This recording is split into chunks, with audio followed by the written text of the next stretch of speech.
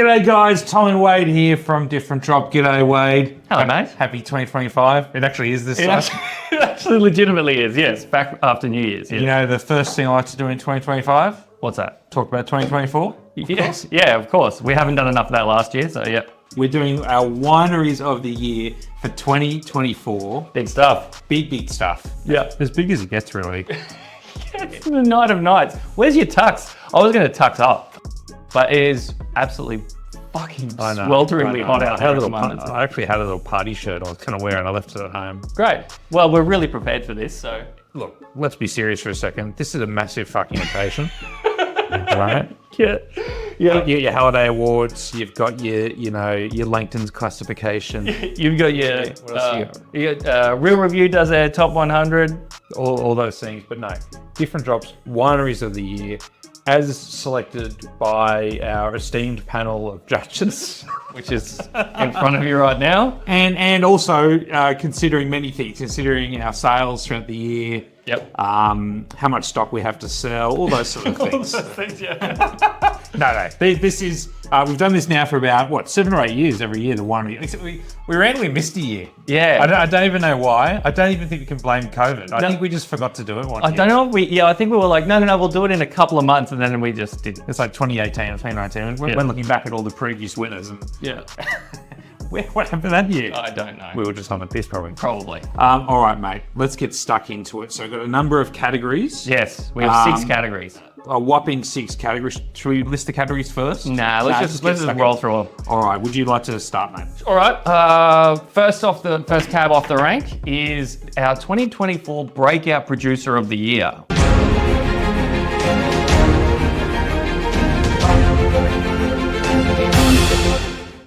Which is Agricola in the Barossa Valley.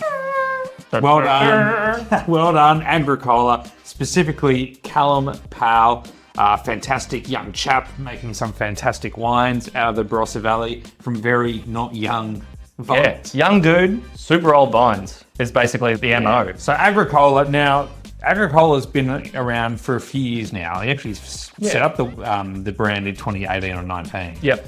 But I think over the last year or two, he's really kicking into another gear. Yeah, well, there's been like 1 or 2 wines for most of that time. Yeah. And in the last 2 years, he's branched out. He's got 4 single vineyard wines. I think he's got a couple of other things in the works as well. Yeah. So I think not that anything else would fit in his shed. No, you were there. Oh, there, yeah. I popped in last year to see Callum in the Barossa, and he's got this tiny, like, I can't emphasize this enough, just how small the shed is. Not only that, he shares it with Sam from Centiono Wines as well. So there's 2 of them. There's 2 of them in a shed about the size of this room, honestly. But somehow in there they're making amazing wines, and the somehow is Callum's access to incredible vineyards. Yeah. So Callum, being the son of Dave Powell of Torbreck fame, the 2 of them had a bit of an operation together called Powell and Son for a few years. Callum's gone off on his own, but through his time just growing up in the Barossa and the connections he has, he's got access to some incredible old vines. Literally some of the best Shiraz in Australia, right? Like the Darwitz block from the Hoffman Vineyard. Yep. Three Wishes Vineyard. I think it's Asbroke. I think it's pronounced Asbroke Vineyard. In Kalimna Sands as well. So and not just the vineyards, but specific rows and parcels of fruit that are really sought after. Yeah. Everyone's barracking for Callum in the Barossa, and taking that fruit. And rather than swamping it with oak, they're a lot lighter in their feet. There's a freshness, there's a purity. He uses 100% whole bunches in all the wines, lets them ferment wild, naturally, and has a very hands-off approach. And the resulting wines have all of that power and oomph and darkness and richness that you get from these vineyards, but they feel like alive on your palate. Yeah, man, I love that set of wines this year. So, but what I think is really exciting is, like, the Barossa is such an old historic region, right? And what we've called kind of the new guard of the Barossa are now like 20 years old. They've been producing these wines, your Peter Shells and, these sorts of dudes.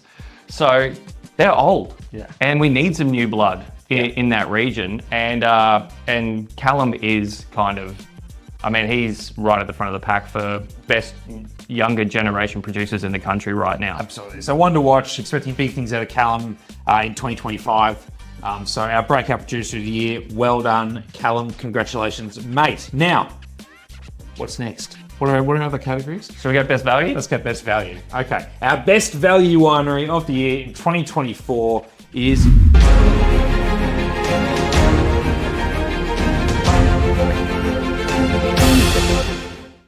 Dune Winery from McLaren Vale. I don't know why I always say that. Yes, it's kind of like, it's a Brash Higgins thing, maybe? Maybe, I think it is actually. McLaren Vale. McLaren Vale. So Dune. So Duncan and Peter Lloyd, the sons of Coriol, basically, is what this project is. Coriol's 3 generations now of winemakers in that family. So Dune is their own project which they've set up, which revolves around like one single block in Blewett Springs. Is it in Blewett Blewett Springs? Yeah. So they've got their family vineyards in the more sort of central part of McLaren Vale, and then they've got their Blewett Springs site. The entire Dune project comes off that site. Yep. And what's remarkable about this site is that, firstly, planted up with a lot of foresight in Blewett Springs, which is a very sought after part of McLaren Vale now for wines with a bit more freshness and perfume. But the mix of varieties. Yeah, it's crazy. So Coriol's always been like on the front foot in terms of like pioneering new varieties, like first Sangiovese in Australia, very, very early in on the Fiano scene. Chenin Blanc as well. Chenin Blanc, yeah. They're coming through with Nero and Montepulciano and Negromaro and all this sort of stuff at Coriol. So you've got all those bits and pieces at Dune. Plus, you've got your Grenache, your Cinsault, your Shiraz, your classics. And then there's some more alternative whites there as well. I think another big difference as well is Coriol really champions single varietal focus. Yeah. That's part of the Coriol kind of the narrative is, Coriol Sangiovese, Coriol Fiano, and maybe a bit more of a traditional audience. Whereas Dune, the wines often have their own kind of cuvee names. They're all named after different deserts. Yeah. But with the idea being that it's about the site and the style first, variety second. So there's often blends. So the Empty Quarter is a not named after a desert, I don't think. Empty Quarter? I don't know. But it is, I could be proven wrong. It is, Grenache, it's like a take on a GSM. It's a GSM with Nero, right? With Nero. Yeah. And then you've got El Beta, which is like Grenache Blanc, Grenache Gris, and probably Picpoul and God knows what else. And it goes on, Terrari is like a strange blend of Shiraz and Nero or something. Yeah. And they're all these different quirky blends. But what's incredible in the Coriol way, through having their own long-term owned vineyards, their winemaking approach, and to be honest, their philosophy of just providing wines at accessible prices. Just for people to The drink. wines are insane value. Yeah. Just insane. Pretty much everything's around $25 a bottle. Yeah, 25 to 28, Yeah. is where they end up sitting on the shelf. I'm sure the boys will try and creep up the prices, but, they really offer unbeatable value if you want quality McLaren Vale stuff with a modern contemporary twist. Yeah, like in a modern framework. They have that pedigree of the region, but this feels like the next generation's McLaren Vale. Yeah. And the wines are absolutely belting, man. They're just delicious. And we take these home all the time. Like this is like what Starfy's a different drop drink is a shitload of Dune at the moment. Yeah. Crazy prices. So a different one this year. Like, we tend to have had some more traditional producers win this award probably over the years, but if you want to try stuff that's alternative, but just absolutely fruit forward and delicious, I think Dune's a fantastic option. So well done to the Lloyd brothers. Check out Dune, guys. Wade, let's keep motoring along. What's next? Next cab off the rank is Avant-garde. Avant-garde. Yes. So our 2024 Avant-garde Producer of the Year is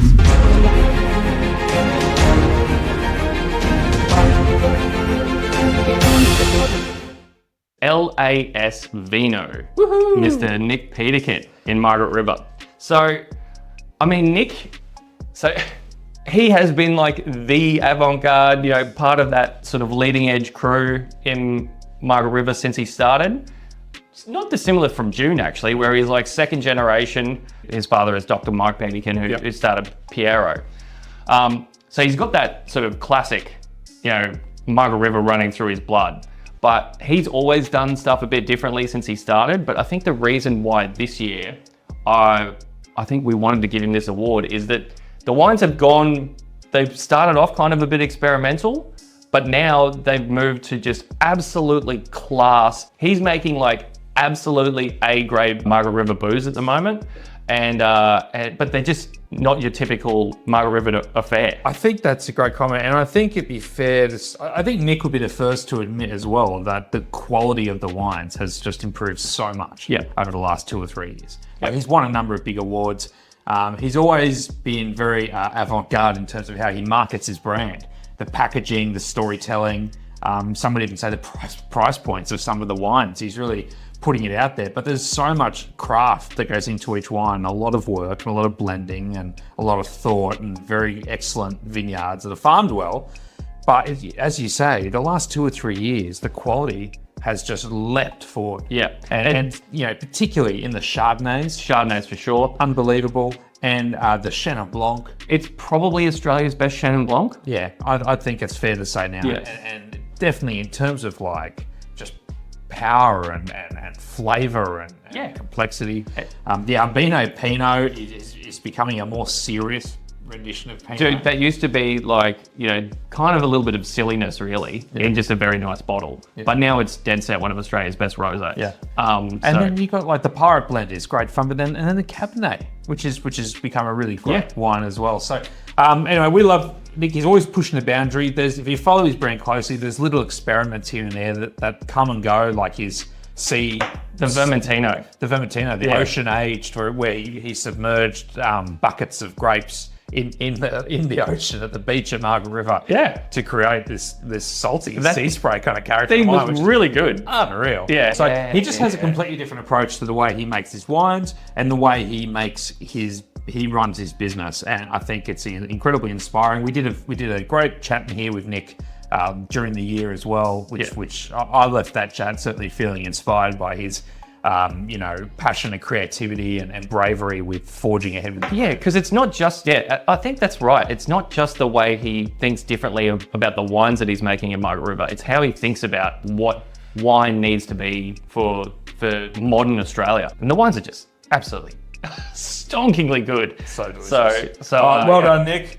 All right, now we're heading overseas, I think now. Is that right? Correct. All right, our international man of mystery, our international winery couple of the year. Couple of mystery is none other than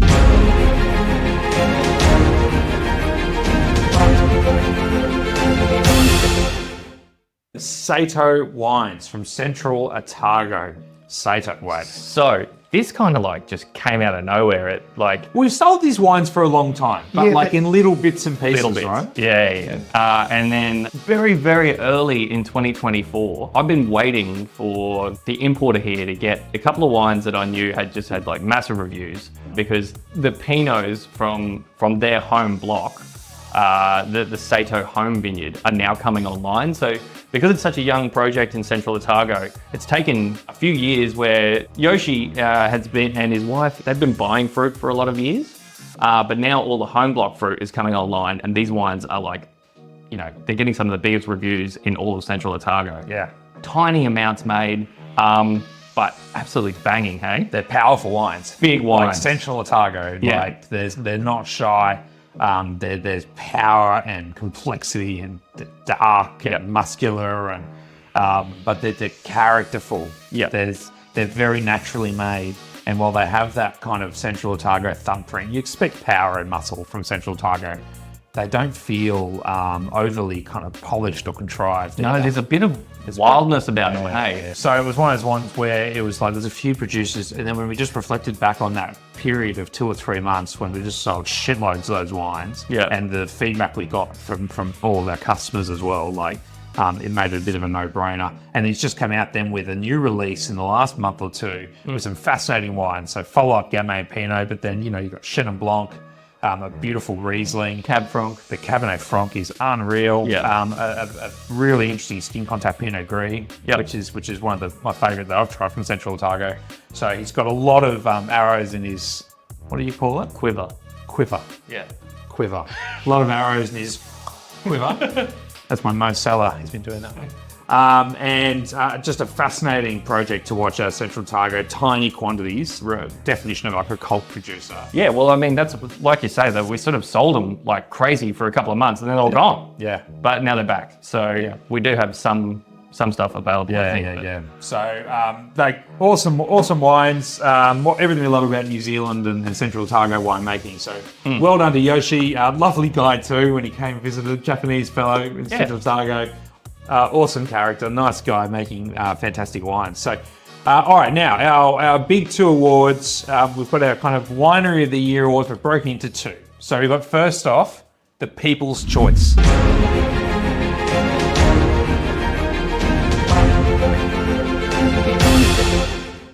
So this is our most popular winery as voted by customers' wallets, basically. Basically, yeah. Yeah. So, and I mean, we don't have to go too much into it. It's Rieslingfreak. Starts with R and ends in Rieslingfreak. Most of you would know that because most of you have bought Rieslingfreak from us this year. That decision took all of 2 seconds, didn't it? Yeah. So, John and Belinda Hughes absolutely crushed it in 24.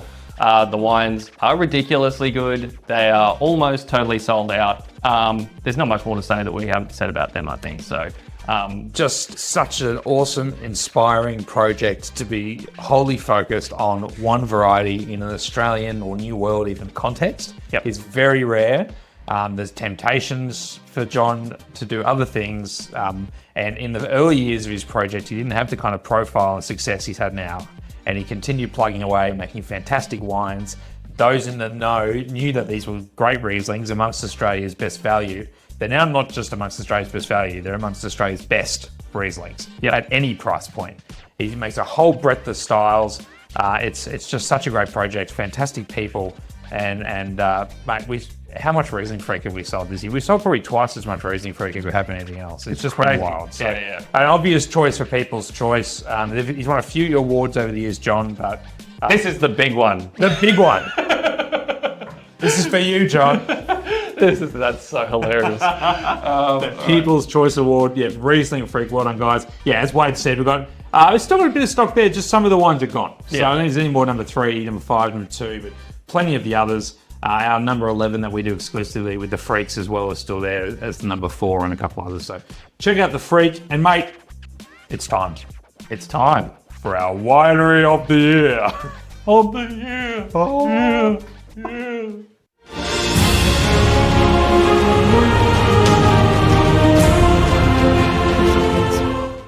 And the Winery of the Year is none other than Gentlefolk Wines. Gentlefolk, Gareth and Rainbow Belton in the beautiful basket range of the Adelaide Hills. How do you pick one winery, right? Yeah. Like we did. You just choose one, mate. It's not rocket surgery. This is so true. No, we were looking at all the different candidates, weren't we? And some great options for this. And we were like, oh yeah, but X and Y reason why not to do that one. And then we were going through the list, and then I think you said Gentlefolk. Yeah. And I'm like, oh yeah, of course. Yeah. And the reason being, the release over the last few months of these single vineyard Chardonnays and Pinots, I think has elevated Gentlefolk to one of the most serious producers of cool climate Chardonnay and Pinot Noir in Australia. Definitely. It's been a real steady progression. So Let me pour you some Chardonnay. Please. You look parched. I am parched, actually. So yeah, Gareth and Rainbow, basically they started this whole operation in 2013. I think they were like Australia's forefront specialists on seaweed. Seaweed experts. Gareth and Rainbow, and then they spent a bit of time in the Adelaide Hills in the Basket Range area, and they were helping out some of the early producers of the region, people like James Erskine at the Armour and Alex Shelton at the other right. And fell in love with wine. And in 2012, they bought a little bit of fruit from the Broderick vineyard, Chateau Broderick, and made a couple of wines, and it's just grown ever since. And it's a tiny little, well, it's not so tiny now. It certainly was a tiny little operation. Like I visited Gareth 2 or 3 years ago in his shed next to his house there up this impossibly steep hill that I nearly rolled off in. Super dodgy. Yeah, in the middle of the Basket Range with his 2 little kids running around, and the winery on 2 levels.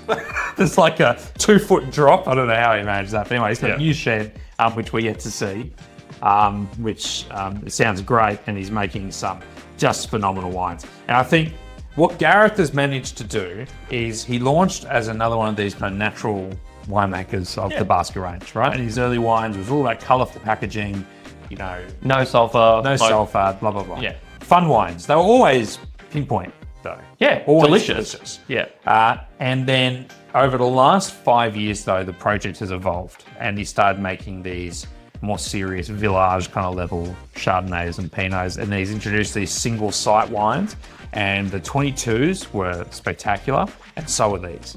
And it's another level of exploring the Adelaide Hills and the sub-regionality and these great sites, and combined with his pinpoint but pure kind of winemaking approach, leading to spectacular results. And farming.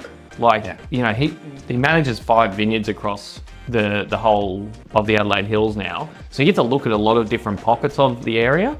And in 2023, it is far and away the longest, coldest, most scary vintage to grow wine in that he's had since he's been making booze there. And the nerve that he held through vintage has actually managed to produce like his best ever booze out of that really tricky year. So the Chardonnay is like case in point, right? So this is a Piccadilly Chardonnay that we're tasting here. And there's a number of wines we could have opened as well. He's got 1 million wines. He's got too many wines now, but they're all awesome. So bring it on. But in this single vineyard series, this year there's 3 Chardonnays and 3 Pinots, and there's also a Sangiovese, which is like a debut of that wine. But in terms of the Chardonnay rankings, Piccadilly is the highest, tightest, coolest, most minerally and sort of tense of the Chardonnays. And then you kind of go down to Scary Gully would be next, and sort of like mid-weight, but still has that incredible acid and tension to it. And then Ashton, which is a bit warmer, a bit richer. It's a little bit of a bigger, slightly more muscular style Chardonnay. All delicious, and depending on what style you like, there's a Chardonnay there that you're definitely going to fall in love with.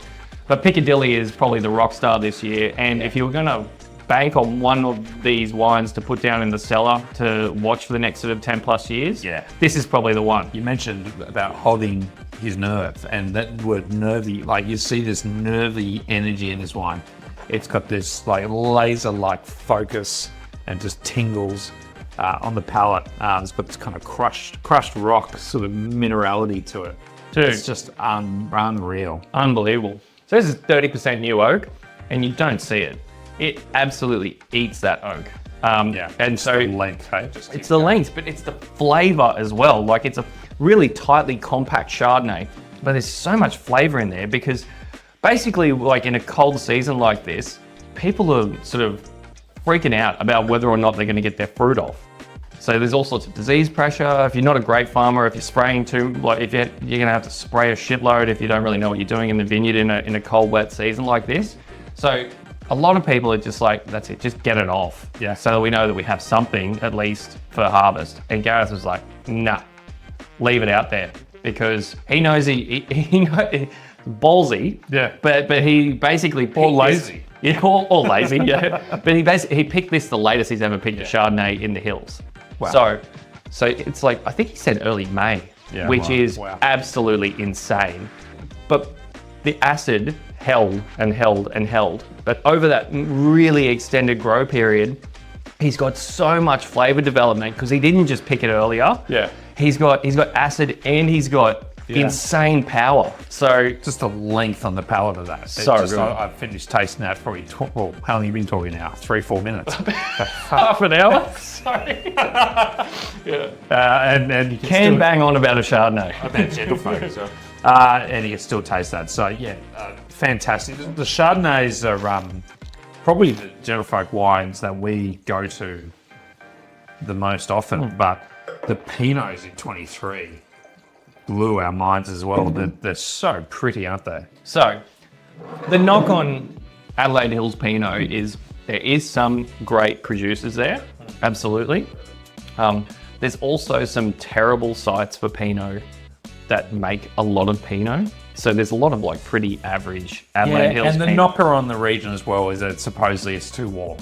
Right? It's to make this great Pinot. But the thing about the Adelaide Hills. And it is. Like, no, but you can't just generalize about the hills like that. No. Until you visit the hills. But it's not just like there's a hill. It's like, it takes you like an hour and a half to drive from one side to the other side. And the variety in climates you get. So, Yeah. you know, even within the sub-regions, it's fucking hilly, right? Yeah. As you might guess. And there's incredible sites that are higher elevation, Yes. that are planted with the right aspect and the right soils and make incredible wines. That's the key, is that there's a lot of sites at the moment that are planted to Pinot that are making some pretty shit stuff that will or should be grafted over to things like Gamay or Sangiovese or something like that in the not too distant future, because it's not getting cooler there, it's only getting warmer. But what's becoming more and more increasingly important is site selection in the hills. So you see like all producers like Shaw and Smith's, right? Like or Damon Kerner, where they're like really picking out these specific sites they want to plant out so that they can get these cool, like really perfect aspect, close planting, doing a lot of work to try and make Pinot of finesse and freshness and elegance in the hills instead of just like, you know, perfectly drinkable, but sort of slightly more dry, ready styles of Pinot. Yeah. So Scary Gully is one of these like absolute gem sites. Yeah, so Basket Range, 40-year-old vineyard. Yep. Some of the oldest Pinot vines in the hills. Yeah, like beautiful soils. and it's like around 650 meters in elevation, so that's really getting up there. One of the most high altitude Yeah. Pinot sites in the hills, or at least in that part of the hills. And the wine, it's just pretty, it's delicate, but Gareth's wines, he likes flavour too. As you alluded to before, they always have this lovely flush mouthfeel to go with their bright aromatics and acidity. But we just love this one. But you can see the season in this so clearly, right? The prettiness, the super high floral tones here. Yeah. It's as good a, like, this is as good of Adelaide Hills Pinot as I've had. Yeah. I think. And, you know, some of the great Pinots from the region, like your Ashton Hills and whatnot, they are made more in like a reserve Grand Cru style, I would say, where there's a lot of oak, there's a lot of extract. They're powerhouse wines. And, you know, full credit to them, like they're incredible wines. But this is the style of Pinot that I like, which is a lot lighter on its feet. Yeah. It's more like ethereal and picturesque and just fucking delicious right now. Absolutely. So yeah, long story short, he has absolutely smashed it in the 2023 vintage, right? Like these single vineyard wines are the best he's ever made. We should touch on quickly his other wines that probably got him over the line. So there's a Village range that sits underneath this, about 40, 45 a bottle with Chardonnay and Pinot, but also Syrah he makes. Like that Syrah. Yes. Unbelievable. Yes, no one drinks Shiraz from the Adelaide Hills. I'll tell you what, I reckon. It is fucking good. It is seriously Syrah and Sauv Blanc. That's Sauv Blanc. Yeah. I don't know about you. I drank actually a lot of that. That's like the only Sauv Blanc that I drink. Yeah. Apart from Triola and Sorenberg, of course. I've got the Sorenberg from home now. Do you? Yeah. It's good. 23. It's good. Oh, the best. The second best behind Jennifer. Sauv Blanc and Syrah and Sangiovese. And then at the entry level, he's kept it really simple. There's two wines. Right, there's two wines. Rainbow Juice, which is like a whitey, pinky, orangey, blended, delicious, playful thing. Mostly Pinot Gris. Yeah. A few other bits and pieces. And then Vin de Sofa. Yeah. Vin de Soir. Vin de Sofa, which is just a little light, bright red blend. And they're both like $28 retail, and they're both absolutely kick-ass for the price. Yeah. So popular. So well done, Gareth and Rainbow. We really love this producer. We love the people, and it's so exciting to see the direction of their brand, because it's gone from playful, natty Adelaide Hills thing with a cute name to one of the most serious producers of Chardonnay and Pinot and Sangiovese, Shiraz and Sauv Blanc in Australia. Absolutely. And that is no mean feat. He doesn't own his own vineyards. He doesn't come from a winemaking background. Just an extremely talented producer. Well, what you mean is he didn't inherit a vineyard. No. Sorry. Yeah. So this is all built from the ground up by him and Rainbow. So that's even more impressive. It's incredible. So well done to him. Well done to all of our award recipients. Well done today. to you. Well done to you. Where's our award? Yeah, I don't know. Shotgun Chardonnay? Come on. That's Come my on, award. industry. Where's the online wine retailer? Although there are awards for that. We should probably... Did you have to apply for them or something? I don't know. I spent money. No, well done all. We're very happy to help make your 2025 that much brighter by winning these awards. And hey, thanks to everyone who buys these wines and supports these great small producers. This year, a real tilt towards some of the younger producers that we work with as well, which is really exciting. And there's no shortage of energized, exciting, emerging producers in Australia at the moment, which is just fucking brilliant to see. So that's all from us. We've got a whole year to kick on with now, mate. Should we get to it? Let's do it. Let's do it. Thanks, guys. Cheers. And if you've tasted these wines, let us know what you think. If you tasted anything from these producers that won our awards today, let us know. Did you do that? I did that. I didn't even notice. It's pretty good, all right? It's like a couple of bottles from everyone. Yes. So that must have been a bit of effort. yes, it was. Thank you.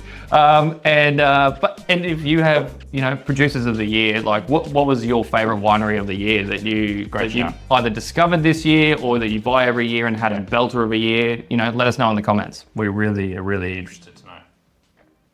No, we are. Really want to know. Please let us know. Yeah. If we've totally cocked this up, then let us know that too. Yeah. See you guys.